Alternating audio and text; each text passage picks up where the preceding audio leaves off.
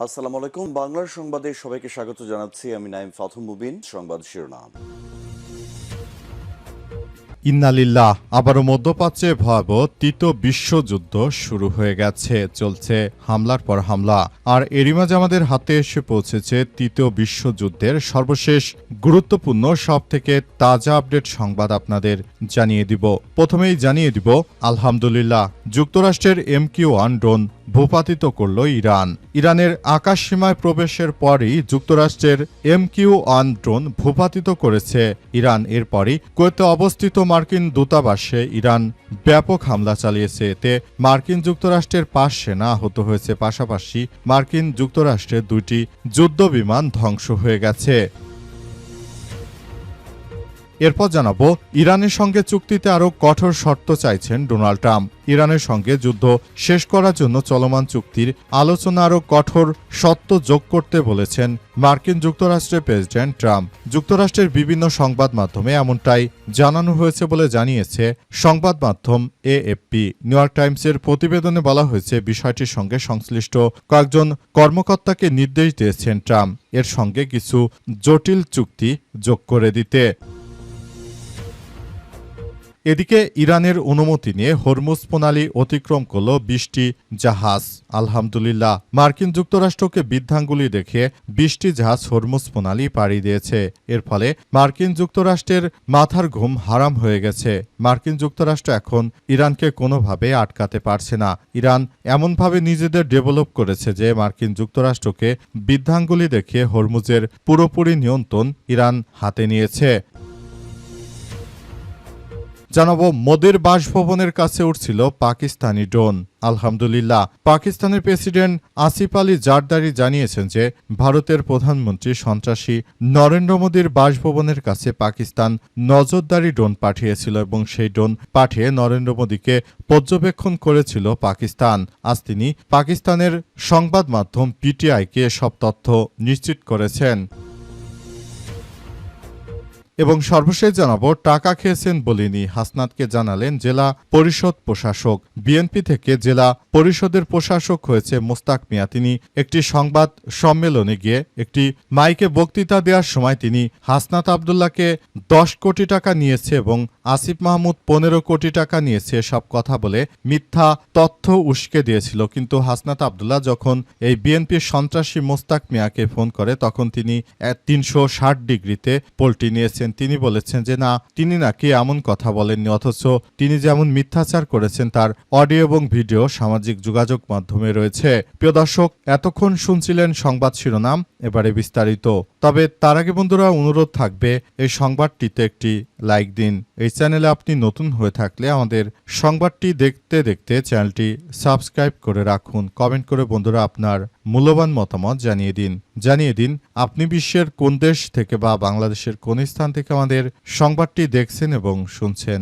আর বন্ধুরা, আজকের সংবাদ সম্পর্কে আপনার মূল্যবান মতামত কমেন্ট করে জানিয়ে দিন। গাজা যুদ্ধে আপনি যদি নিরীহ ফিলিস্তিনিদের ভালোবেসে থাকেন, কমেন্ট বক্সে কমেন্ট করে সেটি সারা বিশ্বকে জানিয়ে দিন। এবারে বিস্তারিত। নরেন্দ্র মোদির বাসভবনের কাছে পাকিস্তানি ড্রোন নজরদারি চালানো হচ্ছে। পাকিস্তানের প্রেসিডেন্ট আসিফ আলী জারদারি দাবি করেছেন যে গত বছর যুদ্ধ চলাকালে তাদের ড্রোন ভারতের প্রধানমন্ত্রী মোদির বাসভবনের কাছাকাছি চলে গিয়েছিল। ড্রোনটি অনেকক্ষণ ধরে মোদির বাসভবনের উপর ঘোরাঘুরি করছিল বলেও দাবি করেছেন তিনি।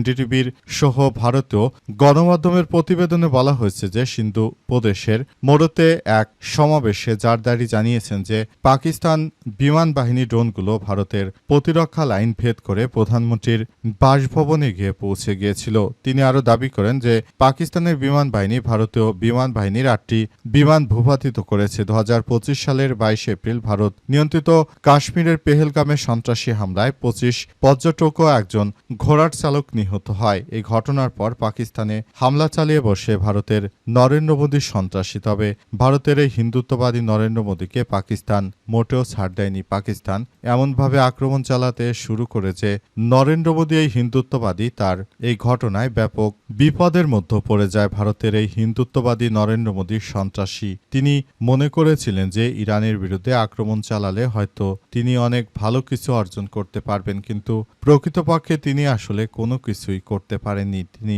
পুরোপুরি ইরানের কাছে ধরাশায়ী হয়েছেন এবং তিনি কোনোভাবে ইরানের বিরুদ্ধে কোনো পাকিস্তানের বিরুদ্ধে কোনো কার্যকর পদক্ষেপ গ্রহণ করতে পারেননি ভারতের এই হিন্দুত্ববাদী নরেন্দ্র মোদী। বরঞ্চ এখন পাকিস্তানকে পৃথিবীর সব রাষ্ট্রই বন্ধু হিসেবে মেনে নিয়েছে। ইরান ও ইসরায়েল যুক্তরাষ্ট্রের মধ্যে যে যুদ্ধ চলছে সেখানে পাকিস্তানি মধ্যস্থতা করছে, অথচ ভারতের হিন্দুত্ববাদীদের কেউ একবার ডেকেও নেয়নি। ইরানের সঙ্গে চুক্তিতে আরও কঠোর শর্ত চাইছে ডোনাল্ড ট্রাম্প। ইরানের সঙ্গে যুদ্ধ শেষ করার জন্য চলমান চুক্তি আলোচনায় কঠোর শর্ত যোগ করতে বলেছেন মার্কিন প্রেসিডেন্ট ডোনাল্ড ট্রাম্প। যুক্তরাষ্ট্রের বিভিন্ন সংবাদ মাধ্যমে এমনটাই জানানো হয়েছে বলে জানিয়েছে এএফপি।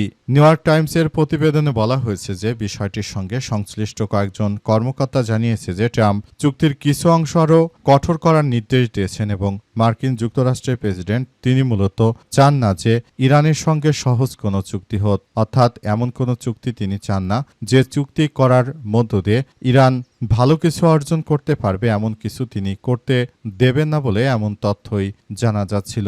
মার্কিন যুক্তরাষ্ট্রের প্রেসিডেন্ট ডোনাল্ড ট্রাম্প তিনি শুরু থেকে ইরানের বিরুদ্ধে যে সন্ত্রাসী কার্যক্রমগুলো চালিয়েছেন সেটি পৃথিবীর ইতিহাসে বিরল ঘটনা, কিন্তু তারপরও ইরান দমে যায়নি। ইরান বরঞ্চ তারা এমনভাবে এগিয়ে যাচ্ছে যেখানে মার্কিন যুক্তরাষ্ট্র পুরোপুরি ধসে পড়েছে। মার্কিন যুক্তরাষ্ট্র কল্পনা করতে পারেনি যে তাদের এভাবে আসলে খেসারত দিতে হবে। যদি যুক্তরাষ্ট্র আগে থেকে বুঝতো তাহলে এই যুদ্ধ কখনোই তারা শুরু করত না। যুদ্ধ শুরু করে তারা পুরোপুরি ফেঁসে গিয়েছে। এখন এই যুদ্ধে মার্কিন যুক্তরাষ্ট্র যোগ দিয়ে ভুল করেছে বলে অবশেষে স্বীকার করেছে যুক্তরাষ্ট্রের প্রেসিডেন্ট ডোনাল্ড ট্রাম্প। মার্কিন যুক্তরাষ্ট্রের প্রেসিডেন্ট ডোনাল্ড ট্রাম্প তিনি শুরু থেকে ইরানের বিরুদ্ধে যে সন্ত্রাসী কার্যক্রমগুলো চালাচ্ছিলেন তিনি মনে করেছিলেন হয়তো এভাবে চলতে থাকলে খুব ভালো কিছু অর্জন করা যাবে, কিন্তু বাস্তবতা অনেক কঠিন। এই কঠিন বাস্তবতায় এবার ধরাশায়ী হয়েছেন তিনি নিজেই। যুক্তরাষ্ট্রের MQ-1 ড্রোন ভূপাতিত করল ইরান। আলহামদুলিল্লাহ, ইরানের আকাশসীমায় প্রবেশের পরই যুক্তরাষ্ট্রের MQ-1 ড্রোন ভূপাতিত করার দাবি করেছে দেশটির ইসলামী বিপ্লবী গার্ড বাহিনীর সদস্যরা। এক বিবৃতিতে IRGC জানিয়েছে যে শত্রুতামূলক অভিযান পরিচালনার উদ্দেশ্যে মার্কিন ড্রোনটি ইরানের আকাশসীমায় প্রবেশ করেছিল। দ্রুত সেটিকে শনাক্ত করে আকাশ প্রতিরক্ষা ইউনিট ক্ষেপণাস্ত্রের মাধ্যমে ভূপাতিত করেছে। ইরানের রাষ্ট্রীয় বার্তা সংস্থা ইরনার বরাতে এই তথ্য জানিয়েছে গালফ নিউজ। এর আগে গত মঙ্গলবার IRGC জানিয়েছে যে যুক্তরাষ্ট্র যুদ্ধবিরতি লঙ্ঘন করলে তার জবাব দেওয়ার বৈধ ও সুনিশ্চিত অধিকার তারা সংরক্ষণ করে। একই সময় তারা যুক্তরাষ্ট্রের একটি MQ-9 ড্রোন ভূপাতিতের দাবি করেছিল। স্থানীয় গণমাধ্যমের খবরে বলা হয়েছে যে ইরানের আকাশসীমায় প্রবেশ করা শত্রুপক্ষের একটি যুদ্ধবিমান লক্ষ্য করে গুলি চালানোর দাবি করেছে IRGC। যুক্তরাষ্ট্রের সাম্প্রতিক আত্মরক্ষামূলক হামলার পরই মার্কিন ড্রোন ভূপাতিত করার এই দাবি সামনে আনল ইরানের ইসলামী বিপ্লবী গার্ড বাহিনীর সদস্যরা। তারা পুরো বিষয়টি এমনভাবে কার্যক্রম পরিচালনা করছে যে সবকিছু একদম ধ্বংসস্তূপে পরিণত হচ্ছে। মার্কিন যুক্তরাষ্ট্র এবং দখলদারদের পৃথিবীর ইতিহাসে সবথেকে ভয়ানক ও কার্যকর শাস্তি দিচ্ছে ইরানের ইসলামী বিপ্লবী গার্ড বাহিনীর সদস্যরা। মার্কিন যুক্তরাষ্ট্র তারা কল্পনা করতে পারেনি যে ইরান তাদের এভাবে চরম শিক্ষা দেবে। যদি তারা বুঝতে পারত তাহলে হয়তো তারা এ পর্যন্ত আসতো না। এর আগেই তারা অন্যদিকে চলে যেত এবং বিষয়গুলো নিয়ে তারা খুবই গুরুত্ব সহকারে কাজ করছে। ইরানের অনুমতি নিয়ে হরমুজ প্রণালী অতিক্রম করল 20টি জাহাজ। আলহামদুলিল্লাহ, মার্কিন যুক্তরাষ্ট্রকে বৃদ্ধাঙ্গুলি দেখিয়ে এবার 20টি জাহাজ হরমুজ প্রণালী অতিক্রম করেছে ইরানকে টোল দিয়ে। এই টোলগুলো আদায় করার মধ্য দিয়ে ইরান নিজের সক্ষমতা আরও আগের থেকে অনেক বেশি জানান দিয়েছে। ইরান জানিয়েছে যে মার্কিন যুক্তরাষ্ট্র দখলদারেরা তারা পৃথিবীর ইতিহাসে যে ধরনের সন্ত্রাসী কার্যক্রম শুরু করেছিল এটি থেকে তারা হয়তো ভুলে গেছে যে ইরান কারো কাছে হেরে যাওয়ার পাত্র নয়। ইরান হচ্ছে এমন একটি রাষ্ট্র, তারা সব সময় এমন কিছু কার্যক্রম চালায় যেগুলো মার্কিন যুক্তরাষ্ট্র এবং দখলদার ইসরায়েলি বাহিনীকে একদম পুরোপুরি ধসিয়ে দিয়েছে। নতুন করে মার্কিন যুক্তরাষ্ট্র এবং দখলদারদের যে কোনো মূল্যে এই সন্ত্রাসী কার্যক্রমকে একদম মাটির সঙ্গে ধসিয়ে দেওয়া হচ্ছে। বিষয়গুলো খুবই গুরুত্ব সহকারে দেখা হচ্ছে। মার্কিন যুক্তরাষ্ট্র এবং দখলদারেরা তারা ইরানের বিরুদ্ধে যে সন্ত্রাসী কার্যক্রম শুরু করেছিল, সেই সন্ত্রাসী কার্যক্রমকে মাটির সঙ্গে মিশিয়ে দিয়েছে ইরানের ইসলামী বিপ্লবী গার্ড বাহিনীর সদস্যরা। তাই মার্কিন যুক্তরাষ্ট্র শত চেষ্টা করেও তারা ইরানের বিরুদ্ধে কোনো কার্যকর পদক্ষেপ গড়ে তুলতে পারেনি। তাদের সেই অবস্থানে ইরানকে থাকতে দেওয়া হয়নি, বরং ইরানকে এমনভাবে কার্যক্রম ইরান চালিয়েছে যে মার্কিন যুক্তরাষ্ট্র এবং দখলদার ইসরায়েলি বাহিনী তাদেরকে একদম ধূলিসাৎ করে দিয়েছে ইরানের ইসলামী বিপ্লবী গার্ড বাহিনীর সদস্যরা। পরিস্থিতিতে দখলদারদের বিরুদ্ধে পৃথিবীর ইতিহাসে সবথেকে ভয়াবহ কার্যক্রম চালাচ্ছে ইরানের ইসলামী বিপ্লবী গার্ড বাহিনীর সদস্যরা।